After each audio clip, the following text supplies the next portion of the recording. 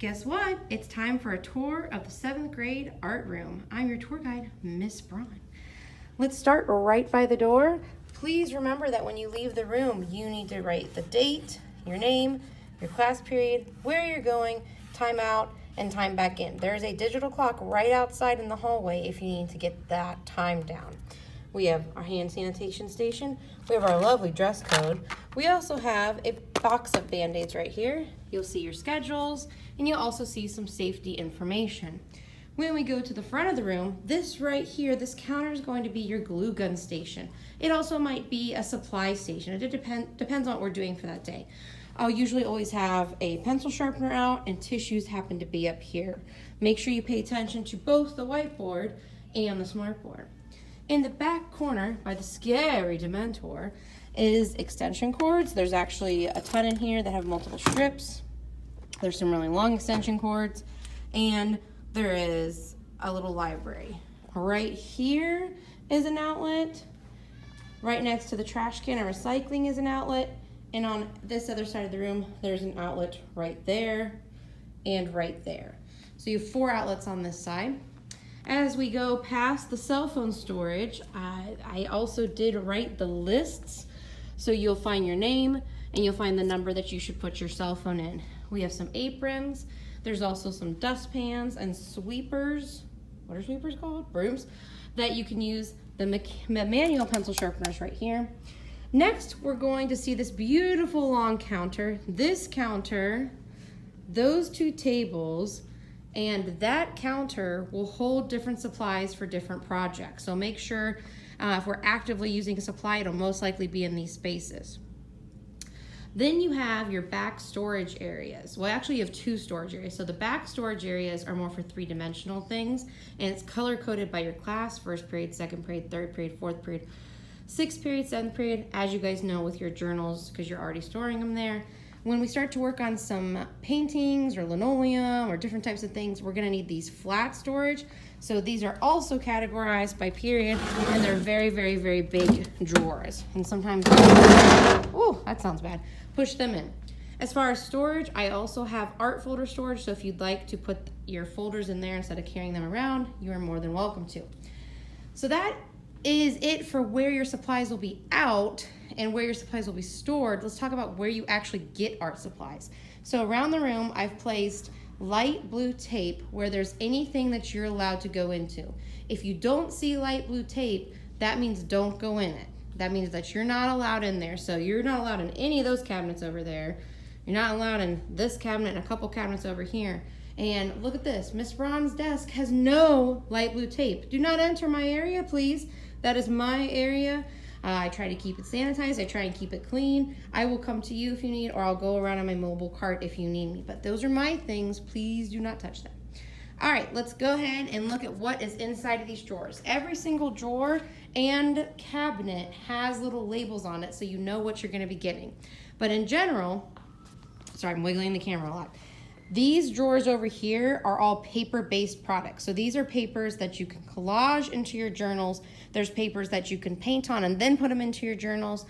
By the sink area, those are going to be things that are wet. So anytime you use anything from this area, you're gonna need to make sure that you dry it on the drying rack, which is why it's right next to it. This area is gonna have your basic drawing supplies and some more miscellaneous supplies, some craft type supplies, and we'll go through that. Over here, we have cool calendars, magazines, and maps. Ooh. On the top drawer, we have copy paper, transparency paper, and Post-it notes. Woo.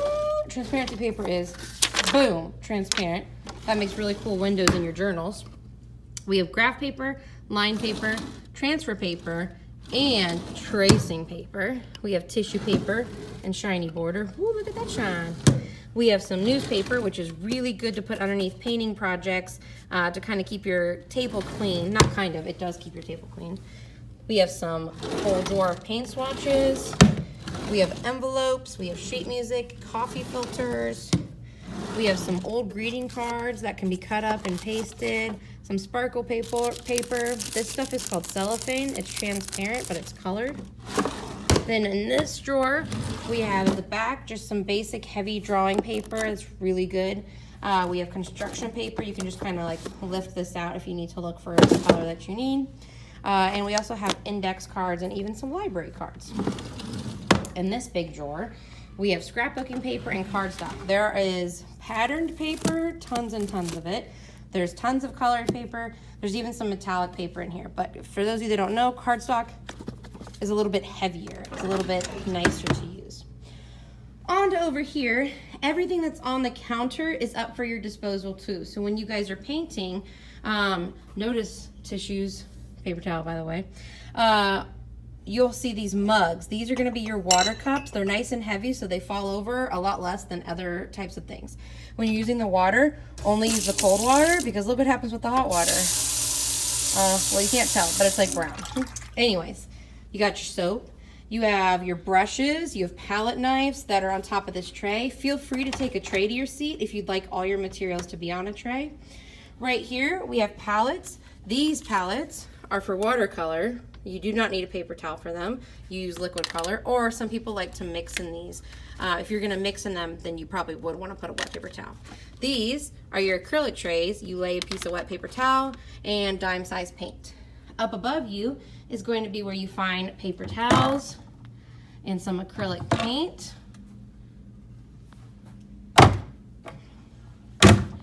Down here in the top drawer is going to be all things watercolor. Watercolor pans, watercolor crayons, watercolor pencils. If you do crayons and watercolor pencils, if you put water in them, they turn into watercolor. We have liquid watercolors. You might notice that the liquid watercolors have tape on them. That is because they need to be shut and taped, and that's why there's a roll of tape. We have glue bottles, glue sticks, glitter glue, tacky glue, Mod Podge, all in this drawer. So all types of adhesives are in this drawer. Glue gun and hot glue sticks are in here. In this cabinet, we have all types of storage, so things like Ziploc bags and even trash bags and things like that. Over on the art journal, or what I used to call the art journal cabinet, you'll see potions above it. On the right side are all your basic drawing materials. Ooh, look at that gorgeousness.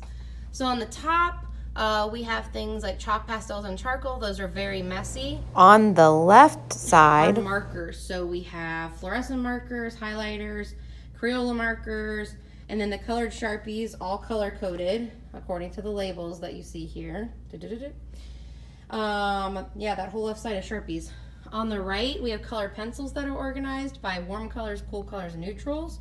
We also have oil pastels.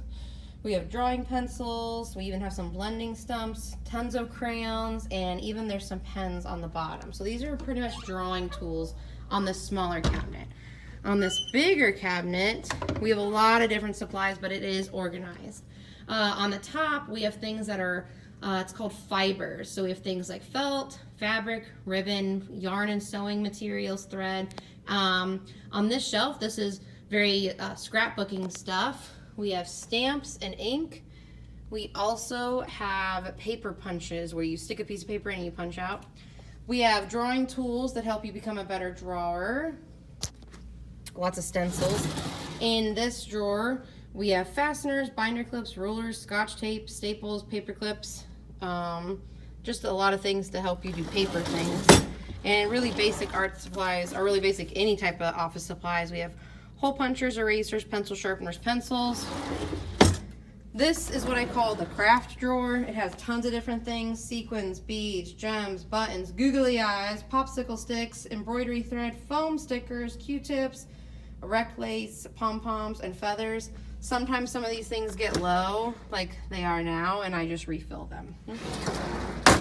The second to the last shelf has scissors, craft scissors, which make cool different designs, masking tape, duct tape, and packing tape. On the bottom, we have some 3D found objects, texture rubbing plates, which you don't cut. You lay down and you lay a piece of paper over it, and with a crayon, you rub over it to reveal the texture on your paper. Pipe cleaners, CDs, which you can cut and glue, scratch board, tooling foil, and labels and stickers. So everything, as you can tell, has a place and everything has a label. So please try and work together to keep this room super clean, super organized. Thank you.